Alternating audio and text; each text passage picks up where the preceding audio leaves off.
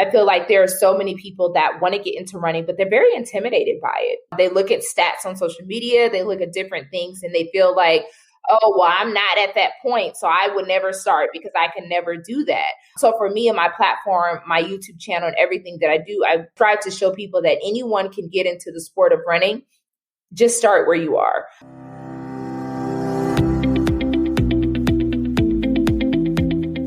Welcome to Running is Cheaper Than Therapy podcast. I am your host, Dr. Weta L. Brown. I inspire and promote movement.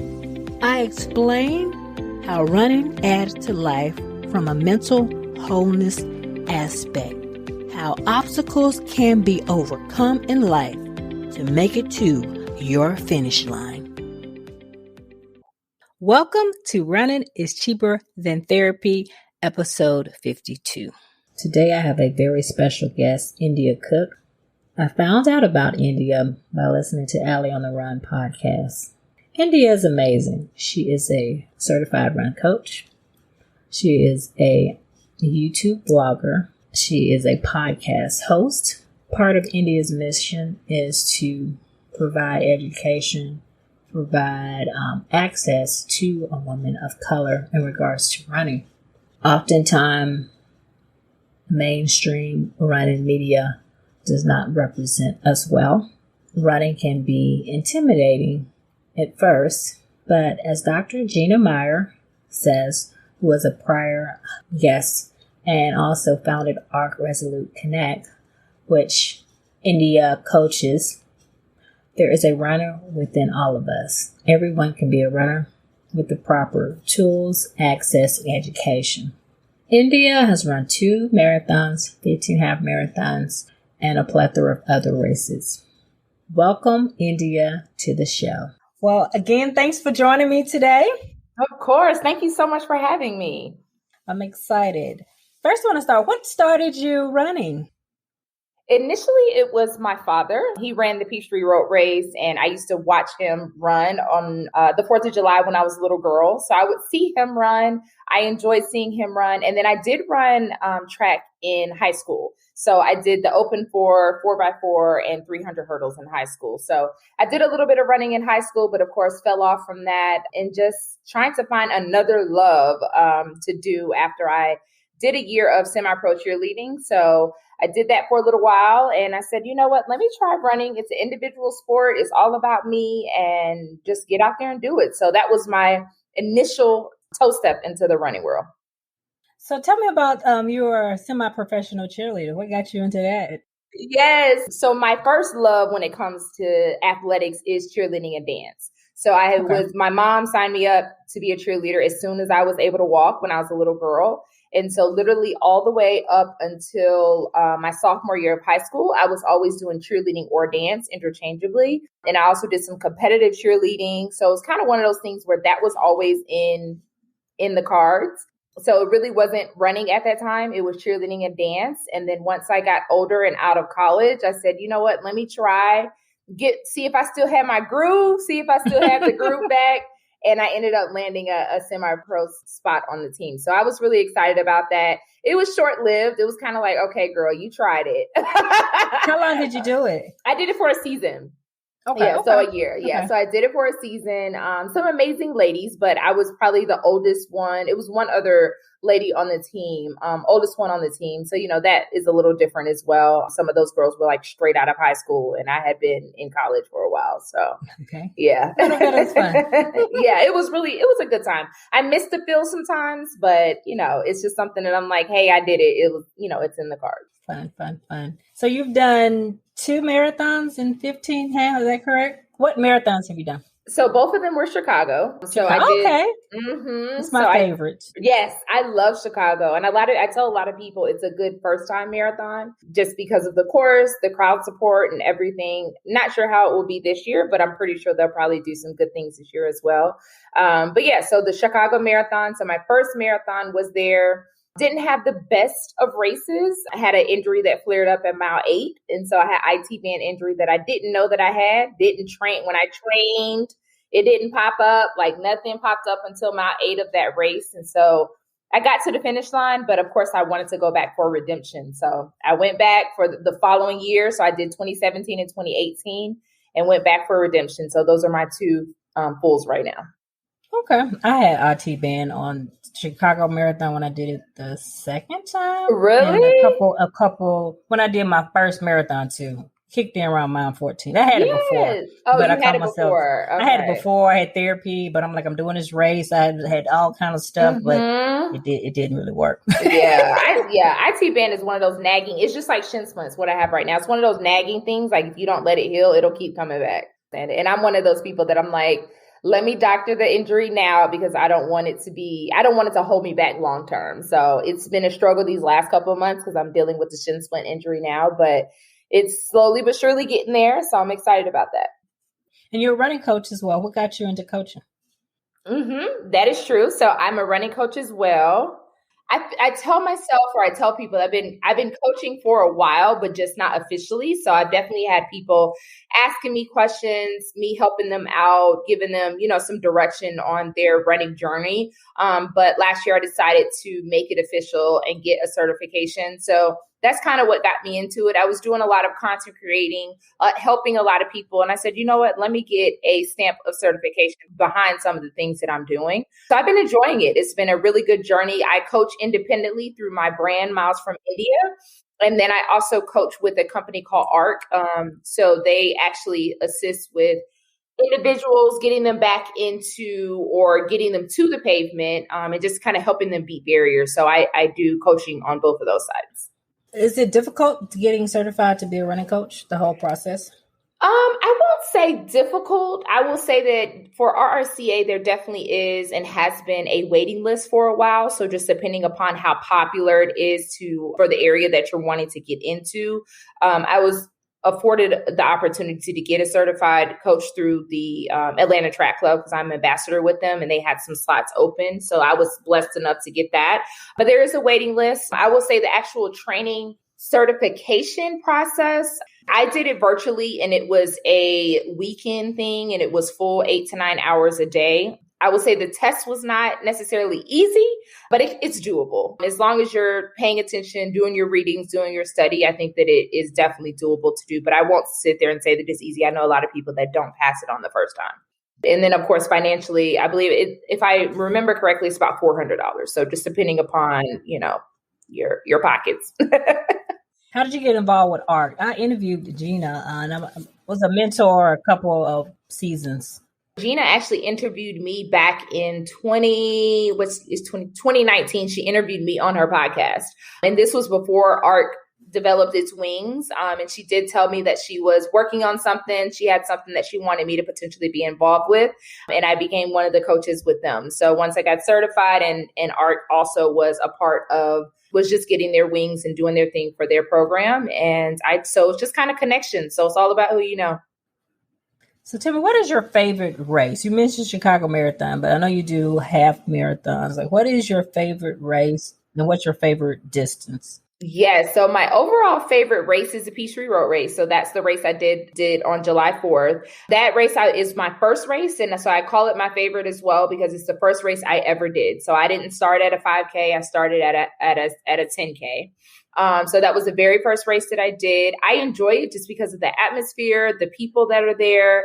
And it's just an overall good race. It's the world's largest 10K. So typically it's 60,000 people that run the race. So you're not running by yourself at all. It's family friendly, great entertainment along the course. So it's just a really good time. So that would be my ultimate favorite race. My favorite distance is the half marathon, actually. So I feel like it's a good challenge. You don't kill yourself during training, or you can, but it's a good balance with the training. It's not like marathon training. Marathon training is like, to me, a whole nother job. Whereas I feel like with half marathon training, it's doable, but it's still, take you out of your comfort zone, but you can do it. And it's just a good mental challenge, but it doesn't break you physically or mentally too much. So what's your least favorite race and why? So there is a half marathon and full here in Atlanta called Publix. The traditional course here for that, it's not my favorite. So not only is it very hilly, yes. And most of the races in Atlanta are hilly. Like you can't run a race here in Atlanta without encountering some hills. It's hit or miss on the weather because usually it's in the first quarter of the year. So usually February or March. So it can be very cold, super hilly. And in some of the areas of Atlanta that it takes you through, there's less crowd support. So you really have to have that mental grind to push through it. Okay, interesting. It's funny. I've never run a race. I've traveled to race a lot of places, but I don't think I've ever run a race in Atlanta. You better come to Atlanta. Let me know when you come. Yeah, I'm coming down there for a cycling ride on Labor Day. But nice. And I'm gonna run, but I've never officially ran just a road race down there. So definitely. Well, you'll have to come down, and it's a race called The Race. Put that on your calendar. It's typically in October. It's a 5K and a half marathon. That's a good one. It's put on for us by us. So definitely check that one out, but that's a good one too. What is the most important thing you learned about yourself during your running journey, would you say? Stop limiting myself. That's the biggest thing that I've learned, is to stop limiting myself. I think, and I am my world's worst critic. It's kind of one of those things where I really feel like mind over matter when it comes to running. And a lot of times, if you feel like you can't do it, you won't do it. In times where I really set myself up mentally, say, India, you're going to get out there and push yourself. That's when I actually do it. And when I actually do well. So stop limiting myself. Don't put myself into a box. And anything I put my mind to, I can do it. When I did my second marathon, I trained completely solo throughout that full marathon training block. And I ran the race solo. Of course, there were people there that I knew, but that was very different than my first marathon. My first marathon, I trained with groups every week, every weekend. And I had a running partner next to me the whole 26.2 miles. So when I did that, it just really helped me to learn and just say, India, you can do stuff independently and you have the mental strength as long as you put your mind to it. So that's the biggest thing that it's taught me. And my options and abilities are limitless when it comes to the sport. So when you do your next marathon, will you do a combination or will you go back to solo, group, or? I'll probably do a combination. I do miss running with people, but we all know that, with COVID and everything, it's something different. But I think I would do a mix. I think it's good for me to run with a group of people. It pushes me, doesn't allow me to be lazy. But then on days where I know that I want to push myself, just in case, because I am one of those people that I'll stay back and help the person and that's potentially in the back of the pack. I don't want to limit myself either or hold myself up. So, but I do really, really enjoy group running. So I'll probably do a mix of it next time.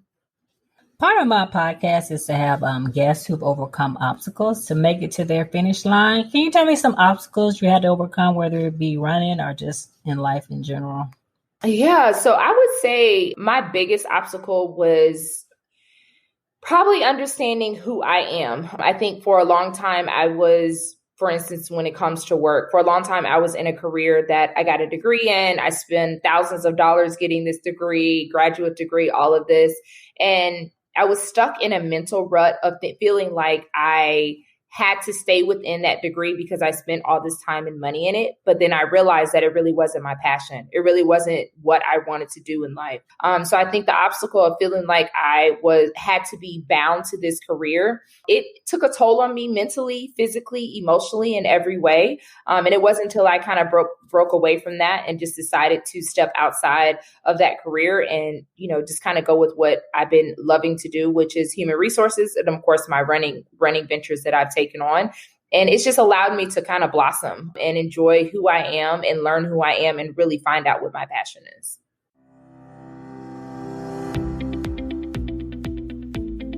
Season 4, we will continue the segment Ask the Doc. If you have any musculoskeletal questions, please go to my website, click on the link, leave voice message, leave your question, and select questions will be answered on the segment. You used to work in mental health. Was that what your degree was? Yep. It was in mental health. So I loved it, but it was just very taxing. So very taxing for me and kind of one of those things where I had to put a lot of effort in. But I will, put a disclaimer out there. I worked in a lot of psychiatric hospitals and where a lot of individuals were kind of at their worst, very critical times of their life. So I worked in very high tense, high stress times. I worked well in it. I just feel like, I was my ability to separate and really not take the work home, limited resources that the state of Georgia at least had for mental health is very limited and definitely needs some work. My book, as well as my podcast, is called Running is Cheaper Than Therapy. And following the death of my mother, I was clinically depressed and I started running to lose weight. And I realized that running was just not good for my body as far as weight loss and just as far as conditioning my body, but it helped my mind and my spirit. Can you speak to some of the mental health benefits of running, particularly with your background? Yeah, for sure. So of course, when you're a runner, it allows you to release endorphins. So endorphins is something that not only changes your mood, it changes your attitude and just kind of basically positive juices go and flow when you are running. So when it comes to running, it can help to change that mood. So a lot of times if you are depressed, if you're dealing with anxiety, it allows you to shift your mood when it comes to that. And also when it comes to mental health, a lot of people go towards maybe alcohol or smoking cigarettes or something of that nature to kind of release or as a vice for them. Whereas running can allow you to release those same endorphins that you may feel that you may release doing those recreational activities. Running can also allow you to do that. Of course, when it comes to confidence, being able to just feel good and feel better about yourself confidently, that can help you to combat anxiety and depression as well. And then you also want to think about kind of when you feel like you're in control of something. A lot of times when it comes to anxiety and depression, and I speak to those two because those are the most common ones when it comes to mental health that people use running for, is a lot of times anxiety and depression. Running is something that you can control for you and yourself only, right? Like typically, if you say, for instance, play basketball or play football, it's more of a team sport. Like, yes, you have this position to where you have to, if you're a quarterback on the football team, you have to do throw the ball the way you need to and do all those things. However, when it comes to running, it's your one foot in front of the other and you're able to control kind of how you're feeling and the outcome of the running. And a lot of people have found that when it comes to running, because it is an individual sport and it's something that you put your time and effort into, the fact that you can control that outcome just gives a better mental process altogether. So it allows you to really have something that you can look forward to, something that you can be proud of for yourself, as well as something that you can help to achieve goals. And that goal setting as well can just set you into different places, whether it be just your life in general for, say, for instance, with work goals. Like some people say, okay, if I set myself a goal, I'll feel better about me. And if I can lead it, I'll feel better about me. And it also can help you to just think about other things except, then the negative things when you're out there running. So running is a good outlet in regards to all of those things. I don't know about you, but I definitely make decisions when I'm out running. I think about all kinds of ideas when I'm out running. So all of those things can definitely happen. And then, of course, the mental and physical as well.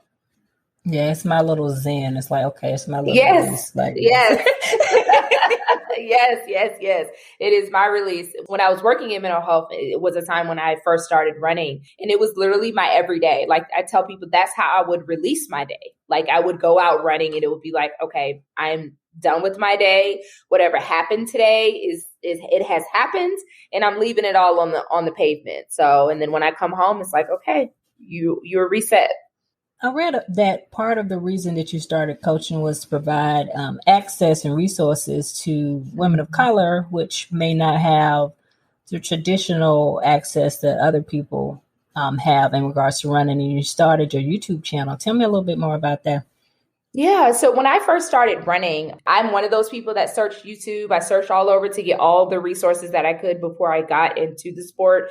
And more importantly, when I was trying to get into distance running, I was trying to find someone that looked like me that I could relate to within the sport. And that was very limited. And not saying that it was not there at all, but it was limited. When I went online, a lot of times when I Googled things, it was elite runners, people that spoke a lot of terminology, a lot of talk that I could not understand yet. I mean, now I do. But at the time, as a beginner runner, I was unable to do that. And then, of course, I didn't relate to them. And so once I became a runner, I felt like I needed to pay it forward. When I started my YouTube channel, it was my option to say, okay, how can I make running more accessible? Meaning give people the education so that they can understand what it looks like to be a runner, what it looks like to juggle running and a traditional lifestyle that most of us, the average people, do have, because there's very few pro athletes, even though that's what we think everyone is doing, is being a pro. But the average runner still has a 9 to 5, maybe a mom or a dad, and has a whole life. But just being able to kind of put the education out there and bring it to a level to where people can understand. And also for people that are interested in getting into running, I wanted to bring it to a level to where it would be appetizing for them. I feel like there are so many people that want to get into running, but they're very intimidated by it. They look at stats on social media, they look at different things, and they feel like, oh, well, I'm not at that point, so I would never start because I can never do that. So for me and my platform, my YouTube channel and everything that I do, I try to show people that anyone can get into the sport of running. Just start where you are. So for me, it was all about being what I didn't see when I started running. And you also have a podcast. Tell me about your podcast as well. Yes. Prior to starting my YouTube channel, I started my YouTube channel back in 2020. I was doing vlogging back in 2017 and 2018. And I vlogged doing my first 2 marathons in Chicago that we discussed. And I did that only on Facebook. So I would just document it on Facebook. I was scared of the YouTube world at that time because YouTube kind of opens you up to the world, and any scrutiny can come your way from anybody that you completely don't know. Whereas Facebook, I felt like it was my safe haven. But during that time, 2017 and 2018, I got to a point in my personal life that vlogging was just a little much for me. So I stepped away, and one of my good friends, Tommy Mitchell, who is now the co-host with me of the Run Duo, he had his own podcast, and he got tired of talking to himself, basically. He reached out to me and asked me if I was interested in coming on the podcast.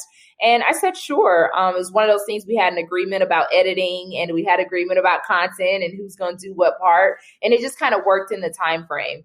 So in 2018, the latter part of 2018, we decided to start our podcast called The Run Duo. And so we do it every other week, a bi-weekly podcast. And we talk about running, our personal life, and again, makes it informative, but also fun. And we love to interview athletes and people in the sport of running and different brands as well to kind of talk about their running journey. We're very particular about people that we interview, and we're very purposeful about who we interview. And I say that because we want to ensure that we're showing stories and allowing the platform for people that aren't typically getting interviewed. I'm pretty sure a lot of our running podcasts, we can speak, probably every elite has been on each one. But for us, there's so many people that are non-elite. There's people that may be in the elite area, but aren't getting the shine that they should get. Or there's everyday casual runners like you and I that deserve the platform, that are still doing amazing things. So for us, it's all about giving them the time, the energy, and the platform to tell their story and the great things that they're working on. So we definitely try to do that, and also include diverse athletes on the podcast as well. So. You've interviewed a lot of my friends, actually. It's funny how the running community is big, but it's small. Yep, it's small. Mm-hmm. Yeah. Mm-hmm. So what is on your bucket list in regards to running? Yeah, so I really wanted to do the world majors. So of course, after I did my second marathon, I was like, I don't know if I want to do marathons. I don't love the distance, right? So I don't love the distance and the time that it takes to train for it. So it's kind of one of those things where I'm like, okay, what am I going to do? But I do love the half. So I was hoping to do a half in all 50 states. So that's one of my big goals. I said, if I end up doing another marathon, it will have to be a world major. Like I more than likely won't do any other marathons unless they are world majors. So I'll do the world majors and then a half marathon in all 50 states. So have you started your 50 state? I have. So I'm at state 8. Before the pandemic and all this, I was traveling and doing all kinds of stuff. But, all of that has slowed down. It's a good thing. I mean, good things have definitely developed out of it. But we'll see how that goal goes. Yeah. So is half your favorite distance too? Actually, 10 miler is my favorite. Maybe because that was my first race, the Broad Street, when I lived in Philadelphia. And it's a big race. And we used to have social picnic party afterwards and run it every year. So it was kind of it meant a lot. And it's not too long, but it's long enough to be a challenge. Mm-hmm. Yeah. No, I understand that. So that's my favorite distance. So if a present day India could go back and give a younger India words of advice, what would you tell your younger self? Stop being such a planner. Really? I know that sounds weird, but I'm one of those people. I still am a planner, but when I say stop being a planner, I know the younger me was telling me, okay, by this age, you will be at this point in your life. You will be at this, you will be at this, you will be at this. You would have conquered all of these things.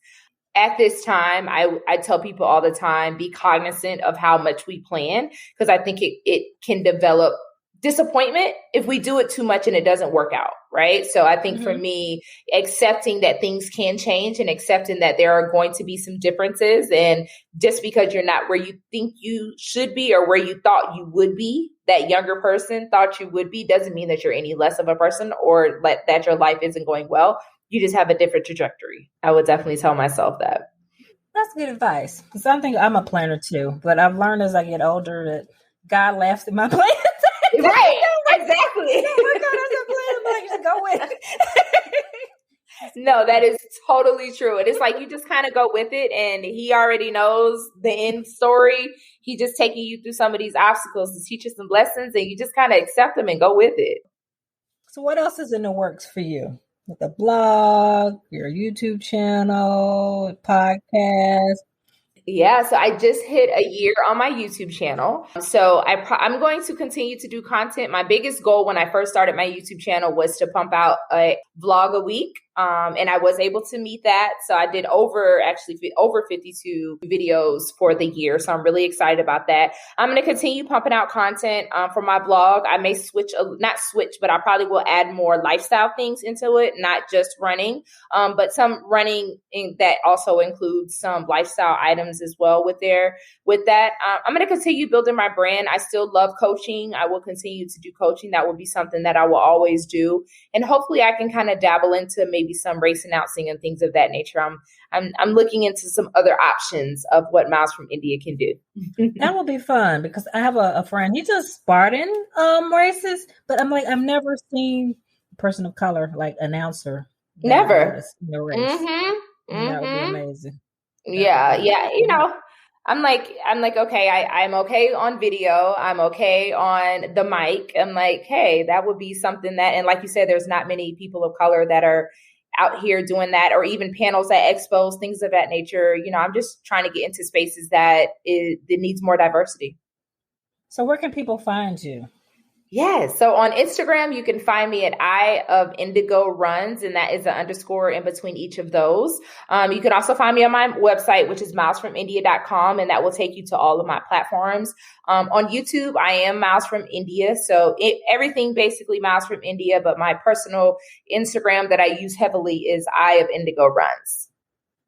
Any last minute words of advice for anyone interested in starting running, or anyone who's a runner, or anyone who's injured?